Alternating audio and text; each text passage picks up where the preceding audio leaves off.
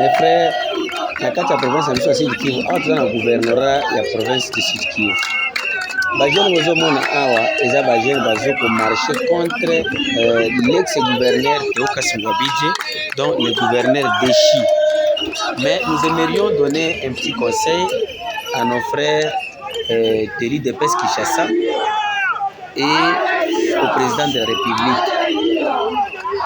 Son Excellence, Monsieur le Président de la République, Antoine Félix Tshilombo, il faut que la population, ce qui est beau, même pour le constitutionnel, les uns de l'autre côté. Parce que s'il y a la révolution dans un pays, ben c'est ce que il y a. Donc, ce qui est population est télémi et le but est balingi gouverneur Théokas Ngwabidje, papa, qui est un homme politique. Ngwabidje a fait la tête au père de province à Sud Kivu pour Ngwabidje. Ngwabidje, il n'est pas un bon gouverneur. Na kati ya province ya Sud Kivu, Libata, Mutaba, Nini, yango tuyebi ke Ngwabidje, il n'est pas un bon gouverneur. Premièrement, c'est un voleur.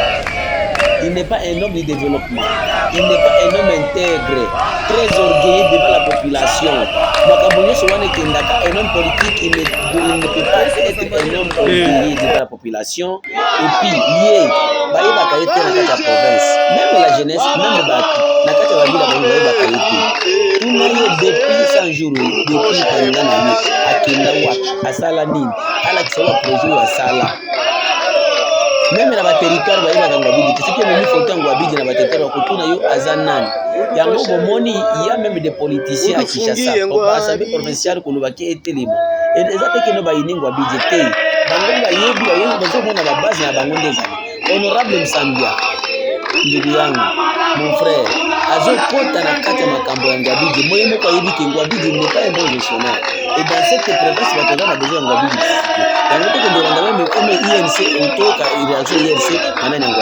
Déterminé derrière les députés provinciaux à rétablir l'ordre dans cette province.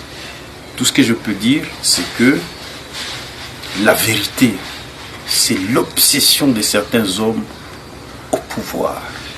Je ne peux pas comprendre que vous êtes désavoué par une majorité écrasante des députés provinciaux, mais vous êtes dans une sorte d'obstination. Mais je peux dire au gouverneur qui ne veut pas comprendre que la volonté du peuple est la loi suprême. Nous nous inclinons, bien entendu, devant l'arrêt de la Cour constitutionnelle. Mais je peux lui dire qu'il ne va pas gouverner la province. Il est dans une illusion d'un pouvoir déjà perdu. Parce que vous pouvez avoir la légalité, mais quand vous n'avez pas la légitimité, vous n'êtes qu'un papier. Il faut en tirer toutes les conséquences. Le seul conseil que je peux donner à mon ami Ngwabidje, c'est la démission, tout simplement. Il peut faire tous les tours du monde et ne gouvernera pas la province du Sud Kivu. Ou du moins, s'il veut la gouverner par force, il trouvera toujours les députés sur son chemin et le peuple. Vous êtes journaliste, allez questionner la population à Bukavu comme à l'intérieur de la province du Sud Kivu. C'est un désaveu contre le gouverneur du Sud Kivu. Et s'il veut persister dans le schéma dans lequel il s'est inscrit, c'est lui le perdant. Parce que les grosses machines qui ont pignon sur rue ici au Sud Kivu continueront à faire de lui la cible. Et je ne voudrais pas être à sa place pour subir ce qu'il subit. Maintenant, il est honni, hué par tout le monde. Incapable même d'arriver dans son bureau. Pendant que vous êtes porteur d'un arrêt de la Cour constitutionnelle. Dans ces conditions-là, qu'est-ce qu'on fait quand on a un peu de dignité? On tire la révérence. Pour la secrétaire général de l'INC à Okikolo.